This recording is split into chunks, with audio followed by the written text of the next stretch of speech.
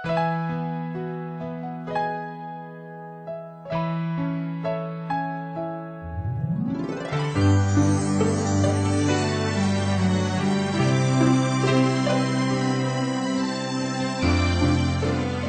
po ng doktor, nung nahuli niya na dito, tapos isang heartbeat pa lang, nakawala na. Tapos hanap siya, 15 minutes nagtagal. Sabi niya, you know what, your baby's running away from me. Sabi niya, hey baby, kinakausap niya yung tiyan ko. Tapos nakita niya sa niya, oh, got you baby. Sabi niya, you can't run anymore. Tapos ang bilis, yung heartbeat pala ng bata, ano siya, dug, dug, dug, dug, dug, dug, dug, dug. Ang bilis po. Tapos, pero yung heartbeat ko, naririnig ko rin. Mabagal siya, tsaka mas malakas. Yung fear na, dug, dug, dug. Pero yung bata, madidistinguish mo na baby talaga kasi ang bilis po. Anong feeling mo? Nakakaiyak. Siyempre. Sasabi ko kung makita ka, nais kong mahakan at mayakap kita.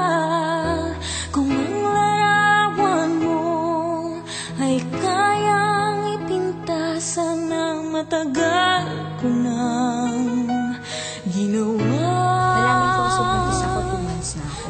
Tapos na nag-start ako maglihe, mga 2.5 months hanggang 5.5, 3 months ako nagsusuka as in everyday.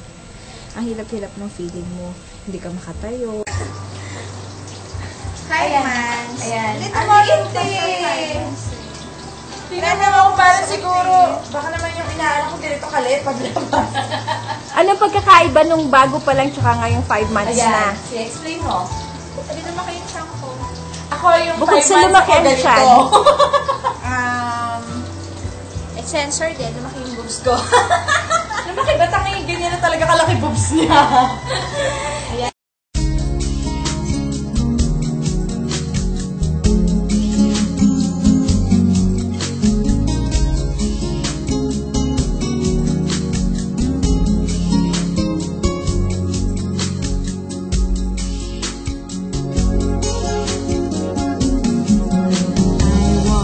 In the rain by your side, I cling to the warmth of your tiny hand. I'll do anything to help you understand.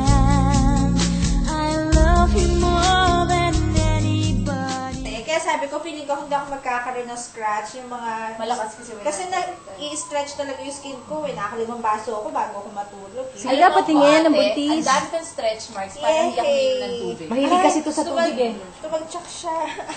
Baby! Alam niya siguro pinapansin siya. Oo nga. Alam mo ba, babae lalaki? Sabi, baka daw lalaki. Bakit hindi sabi? Ba't ganun? Ayun, gumagalaw siya.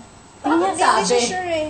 Hindi pa rin siya sure. Hindi kasi Ayaw yung siguro bata, sabihin. nakaano siya. Tagilid? Hindi siya masyado humarap. Kala ko ayaw sabihin. Delikado to, tagilid. Eh, ikaw, Jess, ano nararamdaman mo? Diyos, pakinggan siya mo. Babae. Patingin ang tiyan mo, pakita mo kay Joji. mo?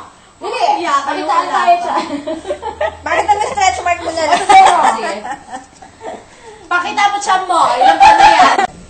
Drink lots of water. Kasi ako, never akong nagkamot, never akong nangati. As in, wala akong stretch mark sa body ko. Kasi malakas akong uminom ng water.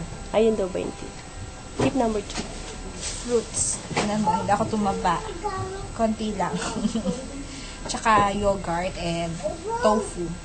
Mga best source of protein daw yung pampatalino sa nila. Tsaka pampatalino. I'm really speechless. I was surprised. I wasn't expecting this. Because I'm planning to buy a crib this Sunday. There you go! Perfect timing. Yeah, because I keep telling my husband, oh, there's a sale in Sears. Come on, let's go there. Well, now what you do is you tell him you bought it, take the money, and do something special. That's impossible because he holds the money. Not me. Well, then don't tell him you have it. So give me the money so I can go buy the crib. He won't let me.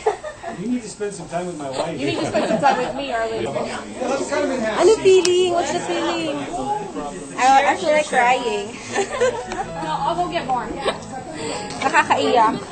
Arlene, I want to wish you all the very best with your new child, and I hope you and your husband will have many, many years of happiness. Oh, Brian, to make me cry. You know. Congratulations, Arlene. I'm so excited for you, and I can't wait to see your new little bambino. Take your time. Enjoy your days before the baby comes in.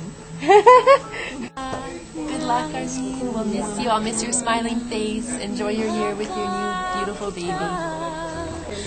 Have yourself a good year and enjoy the baby. Maybe he'll turn out like me. Congratulations on a new addition to your family. There you are, standing right there. All the best to you in the next year, and we look forward to seeing you back here in 1 year time. I guess that would be October 2008. Enjoy your time off. Thank you. Enjoy yung crib mo, ha, baby? At saka, we wish you all the best.